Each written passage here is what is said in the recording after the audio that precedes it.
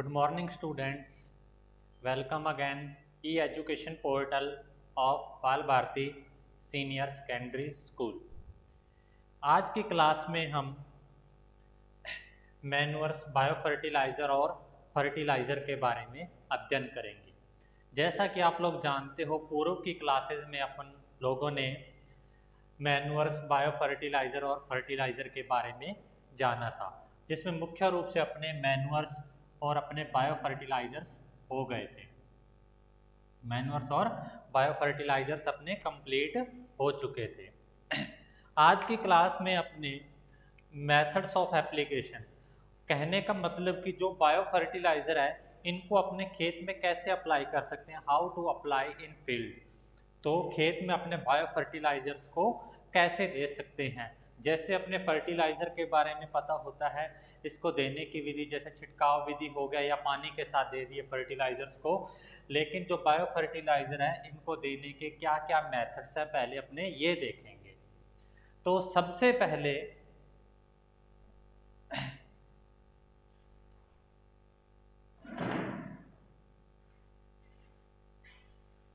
पहले अपने जो बायो फर्टिलाइज़र हैं इनके मेथड्स देखेंगे। Methods of applications, methods of applications, कहने का मतलब कि बायो फर्टिलाइज़र को देने की विधियां क्या क्या कैसे कैसे हैं।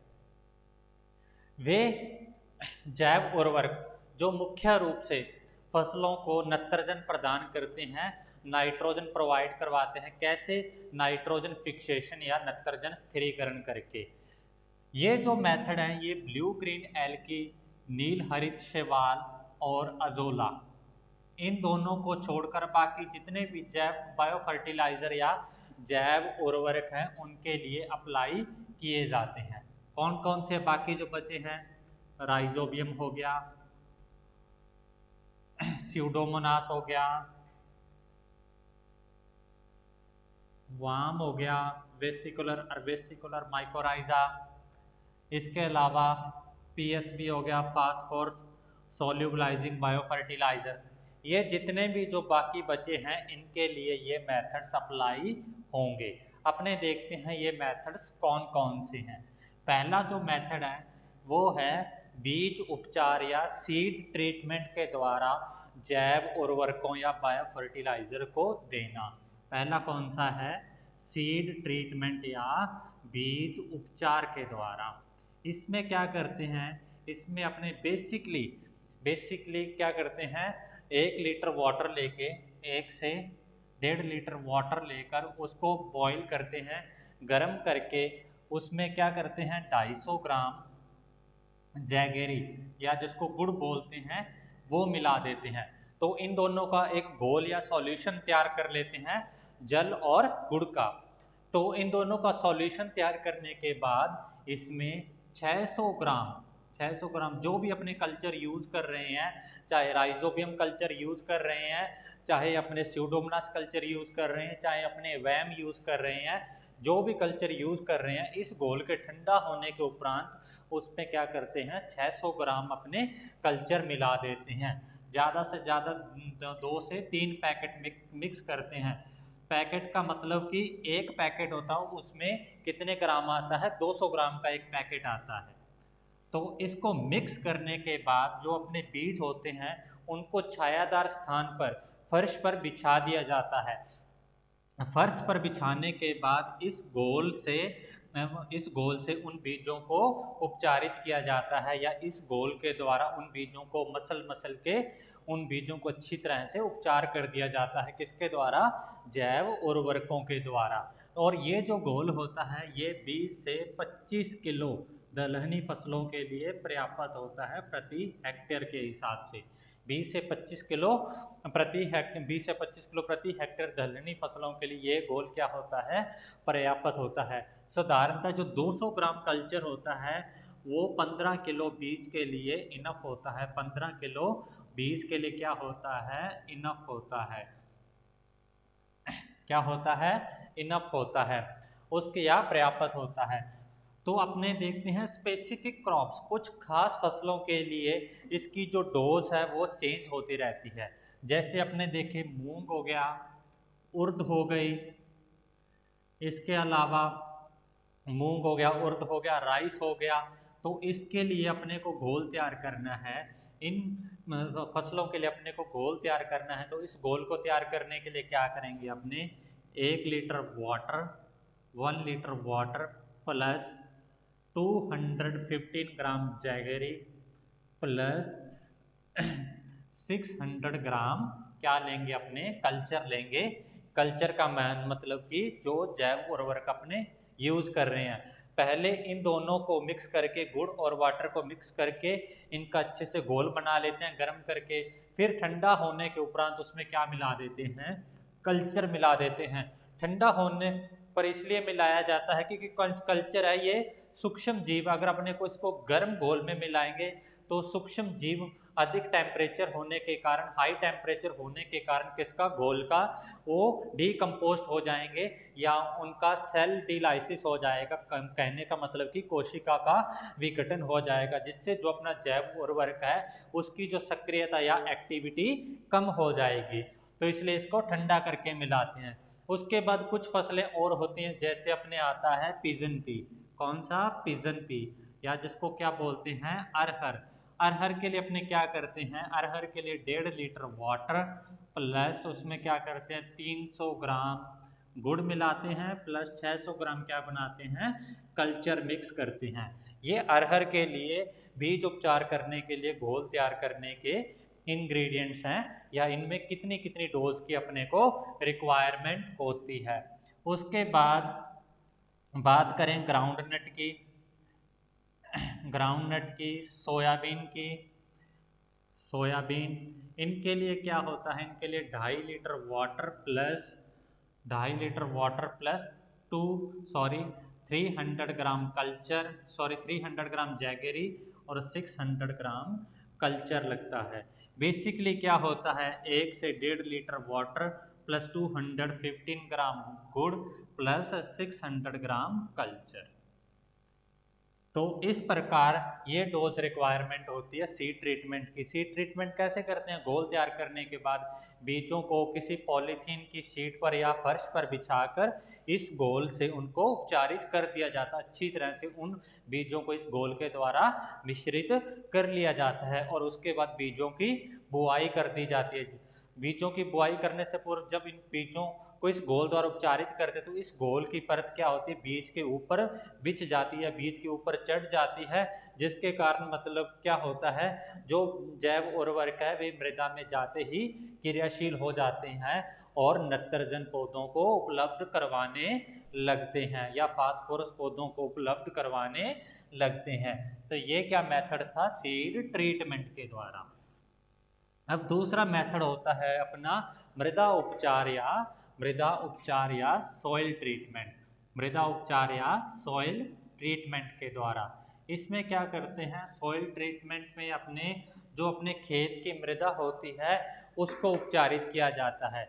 इस अवस्था में क्या करते हैं, इसमें 2 से 3 केजी जो कल्चर होता है, 2 से 3 केजी जो कल्चर होता है, कहने का मतलब कि कम से कम कल्चर के 10 पैकेट को किस में मिक्स किया जाता है, 40 से 50 केजी गोबर की खाद में। 40 से 50 केजी जो अच्छी तरह छनी हुई गोबर की दानेदार खाद है, उस गोबर की खाद में 2 से 3 केजी कल्चर को मिला लिया। तो कल्चर का यहाँ मेरा भावार्थ कहने का क्या है, बायो फर्टिलाइजर या जैव उर्वरकों को मिला लिया जाता है और उसके बाद इस मिश्रण को अच्छी तरह मिक्स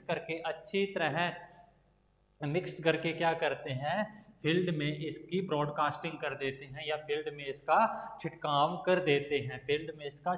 कर देते हैं और 1-2 दिन उपरांत फील्ड में क्या कर दी जाती है, बुआई कर दी जाती है। इस प्रकार सॉइल ट्रीटमेंट के द्वारा भी अपने बायो फर्टिलाइजर्स को दे सकते हैं। तीसरा आता है अपना पादप उपचार या जिसको क्या बोलते हैं, सीडलिंग ट्रीटमेंट्स।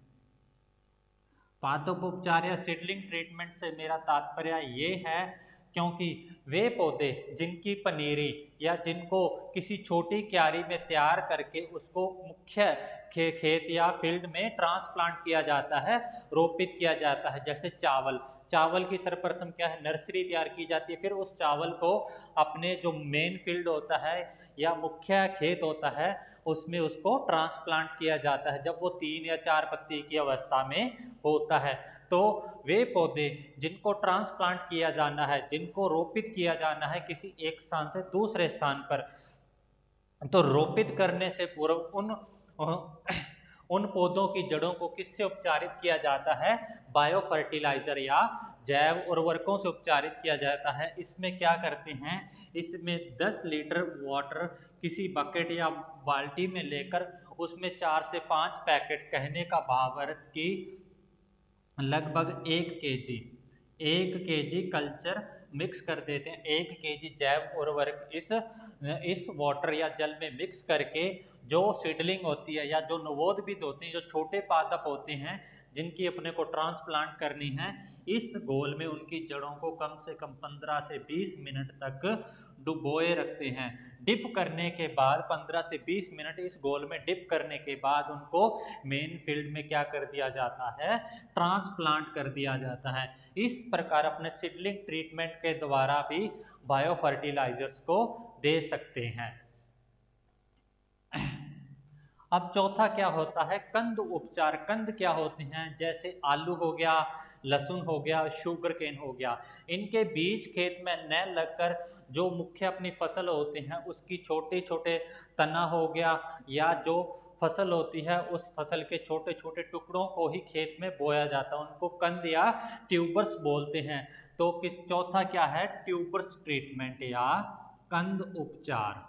ट्यूबर्स ट्रीटमेंट या कंद उपचार, यह जो ट्रीटमेंट है यह मुख्य रूप से किन फसलों के लिए यूज किया जाता है, यह मुख्य रूप से शुगर केन,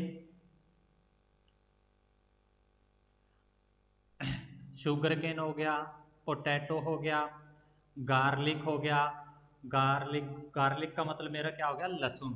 तो इन फसलों के बीज उपचार के लिए अपने किसका यूज करते हैं, ट्यूबर्स ट्रीटमेंट का यूज करते हैं। इसमें क्या करते हैं, 1 केजी कल्चर को 40 से 50 लीटर वाटर में सॉल्यूशन बना लेते हैं। इस सॉल्यूशन में क्या करते हैं, इस सॉल्यूशन में जो अपने कंद होते हैं या ट्यूबर्स होते हैं उनको मिनिमम 10 मिनट के लिए क्या रखते हैं, डुबोए रखते हैं।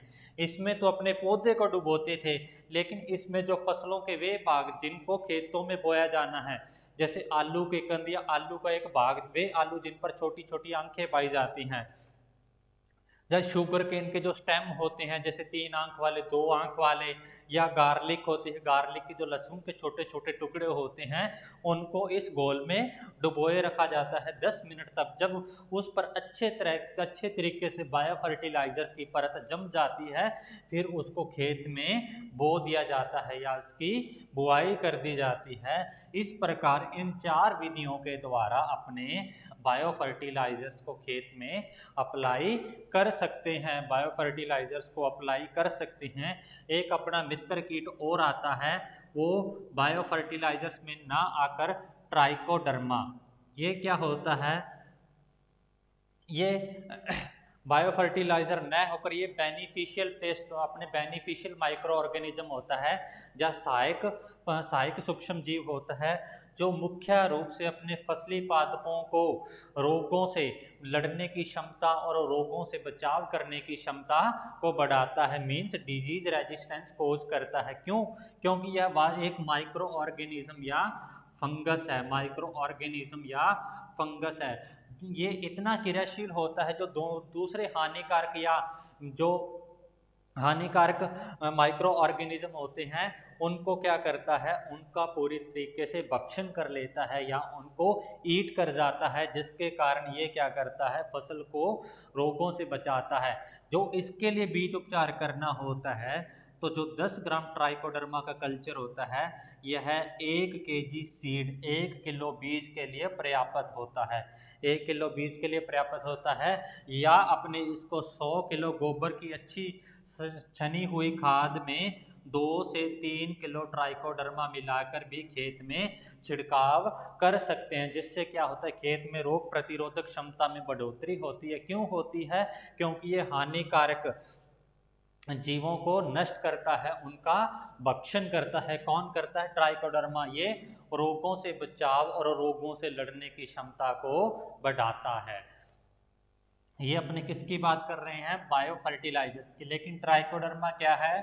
ट्राइकोडर्मा एक बेनिफिशियल माइक्रो ऑर्गेनिज्म या लाभदायक सूक्ष्म जीव है। अब बायो फर्टिलाइजर में दो बच गए थे, कौन कौन से, जो मैंने स्टार्टिंग में बताए थे, नील हरित शैवाल और अजोला। नील हरित शैवाल और अजोला, इनको खेत में अप्लाई करने की विधि थोड़ी सी डिफरेंट होती है, क्योंकि ये मुख्य रूप से दोनों किस में यूज किए जाते हैं? चावल की फसल में यूज किए जाते हैं, राइस में यूज किए जाते हैं। जो अजोला होता है, ब्लू ग्रीन एल्गी, इसको कब यूज किया जाता है? इसको जब चावल की फसल होती है, चावल की फसल की रोपाई से 7 दिन पूर्व, कब की 7 दिन पूर्व इसको खेत में यूज किया जाता है, 7 days before, 7 days before of transplanting of transplanting of rice, transplanting of rice. चावल की बुआई से 7 दिन पूर्व इसको खेत में यूज किया जाता है। उस दशा में क्या किया जाता है? पहले तो खेत में इसको अप्लाई करने से पहले 8 से 10 सेंटीमीटर खेत में पानी भरा रहना चाहिए। 8 से 10 सेंटीमीटर ऊंचाई तक खेत में पानी भरा रहना चाहिए। वाटर फिलिंग रहनी चाहिए। वाटर फिलिंग होने के बाद इसमें 10 से 12 किलो बीजीए प्रति हेक्टेयर के हिसाब से खेत में छिड़काव कर दिया जाता है, खेत में छिड़काव कर दिया जाता है। उसके बाद कम से कम 15 दिन बाद जब इसकी ब्लू ग्रीन एल्गी की एक परत खेत में अच्छी तरह से बिछ जाती है, तो इस परत को खेत में अच्छी तरह मिश्रित कर दिया जाता है या उसको मिला दिया जाता है। मिलाने के बाद क्या की जाती है? बुआई की जाती है। तो यह पूरी की पूरी प्रोसेस कब की जाती है?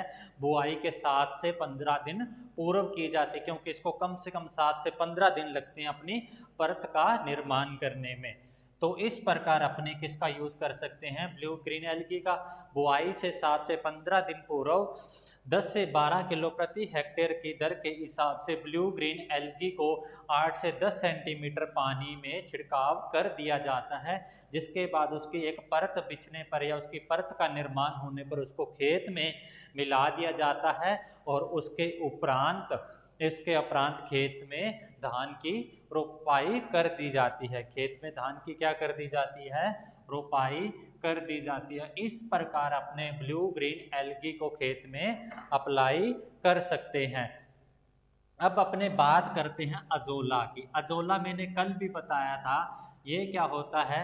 ये सिम्बायोटिक रिलेशनशिप, सहजीविता का संबंध रखता है किसके साथ? ब्लू ग्रीन एल्गी या नील हरित शैवाल के साथ। जैसे अजोला पिनाटा। अजोला पिनाटा क्या है यहाँ पे? अजोला पिनाटा, अजोला पिनाटा तो यहाँ पे नील हरित शैवाल है। नील हरित शैवाल दोनों को मिश्रित रूप या सहजीवी होने के कारण, सिम्बायोटिक होने के कारण दोनों एक दूसरे के लिए लाभदायक होते हैं, इसलिए इनको एक साथ क्या बोलते हैं? Azolla piñata. तो ये दोनों क्या करते हैं? जो अजोला होता है यह पिनाटा को अपने अंदर समेटे रखता है। दोनों मिलकर खेत में कम से कम प्रति हेक्टेयर 50 से 60 किलो प्रति हेक्टेयर प्रति वर्ष नाइट्रोजन का स्थिरीकरण करते हैं। तो इनको खेत में कैसे अप्लाई किया जाता है?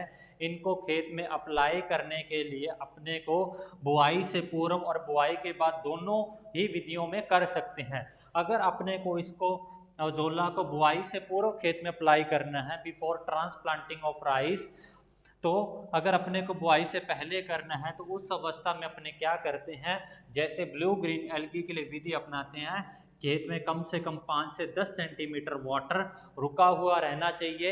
इस वाटर में 1 से 2 टन प्रति हेक्टेयर, कहने का मतलब 1 से 2000 केजी प्रति हेक्टेयर। एक हेक्टेयर में कितने बीघे होते हैं? 4 बीघे। तो ये 4 बीघे की डोज बता रहा हूँ।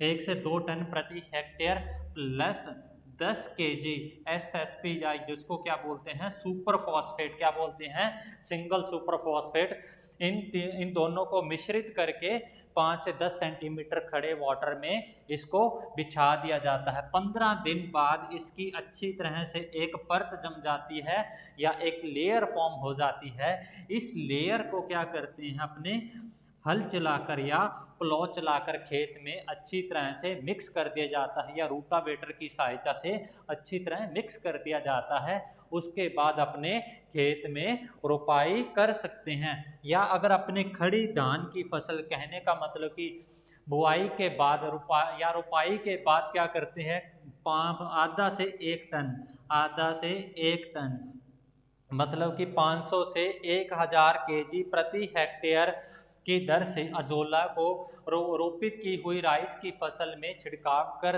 देते हैं।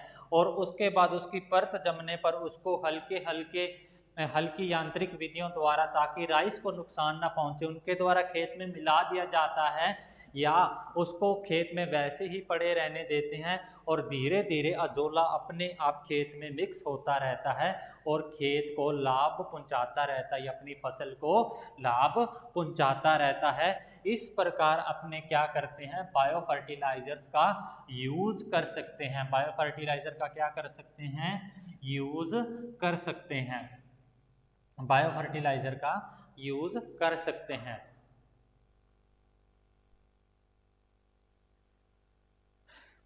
तो ये थे अपने कौन से बायो फर्टिलाइजर्स। बायो फर्टिलाइजर के अपने मेथड्स ऑफ एप्लीकेशंस को देखा। अब आते हैं अपने फर्टिलाइजर पर। अब अपना मेन इस यूनिट में क्या बचा है, क्लासिफिकेशन ऑफ फर्टिलाइजर, फर्टिलाइजरों का वर्गीकरण प्लस इनके मेथड्स ऑफ एप्लीकेशन और इनको किन किन विधियों द्वारा खेत में अप्लाई किया जाता है। सबसे पहले अगर अपने फर्टिलाइजर्स को देखें तो फर्टिलाइजर्स क्या होते हैं, fertilizers are basically inorganic in nature, inorganic in nature, inorganic in nature या ओरिजिन। ये प्रकृति में कैसे होते हैं, अकार्बनिक होते हैं, अर्थात इनमें कार्बन नहीं पाया जाता, सिर्फ और सिर्फ एमाइड उर्वरकों या यूरिया को छोड़कर। Inorganic and nature which provide one और टू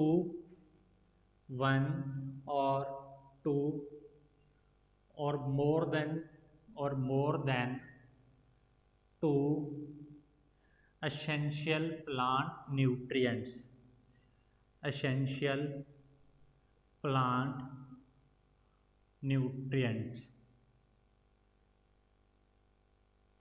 वे रासायनिक पदार्थ जो प्रकृति में अकार्बनिक होते हैं, जो 1 या 2 अथवा 2 से अधिक आवश्यक तत्वों की पूर्ति पादपों को करवाते हैं, क्या कहलाते हैं, उर्वरक या फर्टिलाइजर कहलाते हैं। Fertilizer are chemical matters which provide essential plant nutrients और इनऑर्गेनिक इन नेचर। और वे क्या होते हैं, प्रकृति में अकार्बनिक होते हैं और ये मोस्टली ज़्यादातर क्या होते हैं, जल में विलय होते हैं, जल में घुलनशील होते हैं। अब फर्टिलाइजर का अपने क्लासिफिकेशन देखते हैं। अगर क्लासिफिकेशन देखा जाए तो इनको मुख्य रूप से 3 या 4 भागों में बांटा गया है। पहले अपने इनका पोषक तत्वों की मात्रा के आधार पर या पोषक तत्वों के संगठन के आधार पर, पोषक तत्वों की मात्रा के आधार पर इनका वर्गीकरण देखेंगे, जिसके आधार पर इनको 5 भागों में बांटा गया है। Classification on the basis of elements amount, पोषक तत्वों की मात्रा के आधार पर, तो ये कितने प्रकार के होते हैं, 5 प्रकार के होते हैं। पहले कौन से होते हैं, स्ट्रेट फर्टिलाइजर। कौन से, स्ट्रेट फर्टिलाइजर या जिनको क्या बोलते हैं, सरल या एकल उर्वरक, those fertilizers which provide only one essential plant nutrients, वे उर्वरक जो केवल और केवल एक मुख्य पोषक तत्व की ही पूर्ति करते हैं, वो क्या कहलाते हैं? स्ट्रेट फर्टिलाइजर या कौन से कहलाते हैं? सरल या एकल उर्वरक कहलाते हैं। जैसे यूरिया हो गया। यूरिया मुख्य रूप से जो मुख्य पोषक तत्व कौन कौन से होते हैं? NPK, nitrogen phosphorus. तो यूरिया किसकी पूर्ति करता है? सिर्फ और सिर्फ नाइट्रोजन की। किसकी? नाइट्रोजन की। और इसके साथ साथ यह कार्बन, तो कार्बन भी प्रोवाइड करता है, क्योंकि इसका फॉर्मूला क्या होता है? NH2CONH2। लेकिन कार्बन क्या है? कार्बन बेसिक एलिमेंट है या आधारीय पोषक तत्व है, ना कि मुख्य पोषक तत्व है। अपने इसकी डेफिनेशन में क्या बात कर रहे हैं? वे उर्वरक जो मुख्य रूप से एक ही मुख्य पोषक तत्व की पूर्ति करवाते हैं। जैसे यूरिया कौन से मुख्य पोषक तत्व की पूर्ति करता है? नाइट्रोजन की। ना ही तो यह फास्फोरस की पूर्ति करता है, ना ही यह पोटेशियम की पूर्ति करता है। इसके बाद अपने देखे तो ammonium chloride. Ammonium chloride, ammonia किसका रूप है? नाइट्रोजन का। तो यह किसकी पूर्ति कर रहा है? फिर से नाइट्रोजन की, N2 की। और क्लोराइड यहाँ पे क्या है? माइक्रो एलिमेंट है, ना कि मुख्य पोषक तत्व है। और इसका अगर अपने एग्जाम्पल देखें तो SSP, single super phosphate. Single super phosphate, देखो तो इसमें क्या आ रहा है? फॉस्फेट, P आ रहा है ना, तो यह किसकी पूर्ति कर रहा है? P2O5 की। किसकी? फॉस्फोरस की पूर्ति कर रहा है। फॉस्फोरस क्या है? यहाँ पे मुख्य पोषक तत्व है। क्या है? मुख्य पोषक तत्व है। अगर अपने और एग्जांपल देखें तो म्यूरेट ऑफ पोटाश, जिसको क्या बोलते हैं? MOP। तो MOP में क्या होता है? जो P है, P किसको यहाँ पे शो कर रहा है? पोटेशियम को। किसको? पोटेशियम को, म्यूरेट ऑफ पोटाश। तो यहाँ किसकी पूर्ति कर रहा है? यह K2O की, पोटेशियम की। किसकी पूर्ति कर रहा है? K2O की। तो इस प्रकार ये जितने भी उर्वरक हैं, ये मुख्य रूप से एक ही मुख्य पोषक तत्व की पूर्ति करवाते हैं, चाहे वो नाइट्रोजन हो, चाहे वो फास्फोरस हो, चाहे वो पोटेशियम हो। इसलिए इनको सरल या एकल उर्वरक या स्ट्रेट फर्टिलाइजर कहते हैं। Fertilizer which provide only one essential plant nutrients. अब अपने सेकंड ग्रुप की बात करते हैं। अपने क्लासिफिकेशन किस पे देख रहे हैं? पोषक तत्वों की मात्रा के आधार पर या पोषक तत्वों के संगठन के आधार पर। दूसरे होते हैं अपने कौन से? दूसरे होते हैं जटिल उर्वरक या कॉम्प्लेक्स फर्टिलाइजर। कौन से? कॉम्प्लेक्स फर्टिलाइजर, या जिनको क्या बोलते हैं? जटिल उर्वरक। जटिल उर्वरक।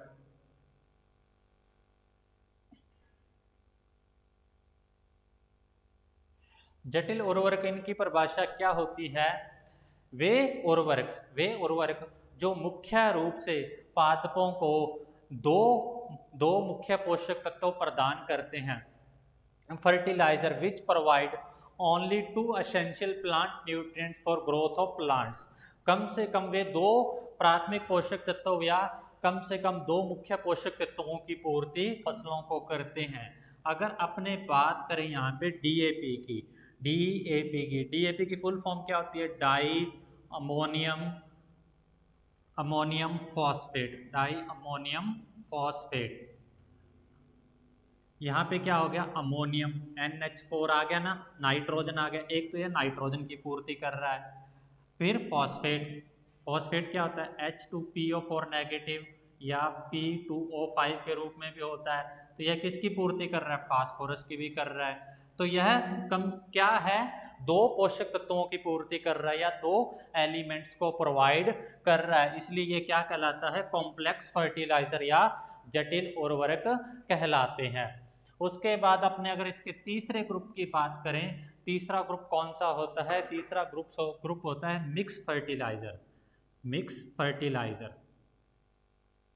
जो मिक्स फर्टिलाइजर होते हैं अपने, या जिनको मिश्रित उर्वरक बोलते हैं, ये क्या करते हैं? जो तीनों एसेंशियल प्लांट न्यूट्रिएंट्स होते हैं या तीनों प्राइमरी एलिमेंट्स होते हैं, कौन कौन से? NPK, इनकी रिक्वायरमेंट को फुलफिल करते हैं, या ये मुख्य रूप से तीनों पोषक तत्वों की आपूर्ति करते हैं। विच fertilizer which provide all three essential plant nutrients like NPK। ये जो फर्टिलाइजर होते हैं ये 2 या 2 से अधिक उर्वरकों को मिश्रित करके उनको मिक्स करके बनाए जाते हैं। जो अपने NPK की स्प्रे आता है उसमें तीनों के तीनों एलिमेंट्स प्रेजेंट रहते हैं। उसके बाद अगर अपने चौथे की बात करें, चौथा कौन सा होता है, लो एनालाइसिस फर्टिलाइजर, निमन विश्लेषक उर्वरक। निमन विश्लेषक उर्वरक, इनकी विशेषता क्या होती है, इनकी डेफिनेशन क्या होती है, वे उर्वरक जो मुख्य रूप से प्राथमिक पोषक तत्वों की मात्रा 25% से कम होती है, लेस देन 25%, लेस देन 25%। कैसे, अगर अपने SSP की बात करें, सुपर फॉस्फेट की बात करें, तो इसमें जो प्राथमिक पोषक तत्व कौन कौन से होते हैं, NPK होते हैं। तो इसमें कौन सा, फास्फोरस, तो फास्फोरस की मात्रा कितनी होती है, 16% होती है। तो कहने का भाव अर्थ कि इसमें जो फास्फोरस की डोज है वो 25% से कम है। तो इसमें वे उर्वरक आते हैं जिनमें प्राथमिक पोषक तत्वों की मात्रा 25% से कम होती है। जैसे SSP हो गया, इसमें कितने परसेंट हो गया, 16% हो गया।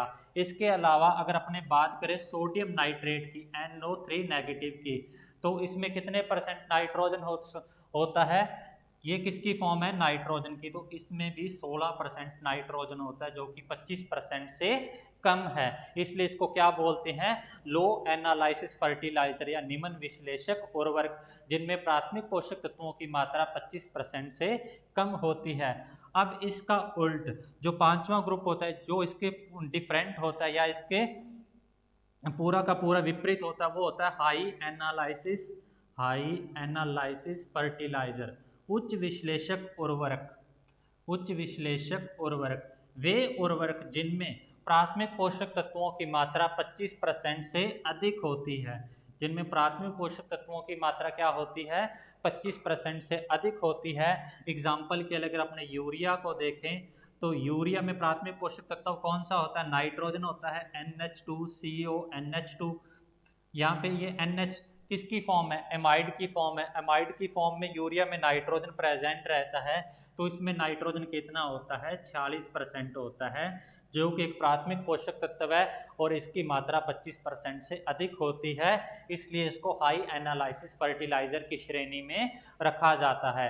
अगर अपने और इसके एग्जाम्पल देखना चाहें तो जैसे DAP है, क्या है, DAP में देखें तो दो प्राथमिक पोषक तत्व आते हैं, कौन कौन से, डाई अमोनियम, अमोनियम में नाइट्रोजन आ गया, फास्फोरस, फॉस्फेट में क्या आ गया, फास्फोरस। तो इसमें क्या होता है, 18% नाइट्रोजन और 46% क्या होती है, फास्फोरस होती है।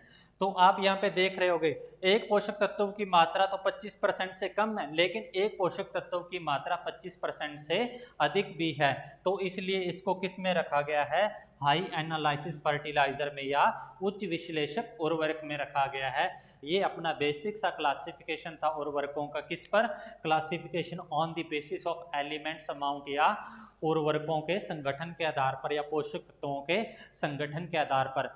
इसके बाद अपने जो अपना नेक्स्ट वीडियो सेशन रहेगा उसमें अपने 3 प्रकार के उर्वरक, नत्रजन उर्वरक, फॉस्फेट उर्वरक या फास्फोरस उर्वरक और पोटाशिक उर्वरक, पोटेशियम, इन तीनों के बारे में डिटेल स्टडी करेंगे और तीनों का क्लासिफिकेशन देखेंगे, उसमें कौन कौन से उर्वरक आते हैं और किस उर्वरक में कितने % पोषक तत्वों की मात्रा विद्यमान होती है। मिलते हैं नेक्स्ट क्लास में। Thank you so much.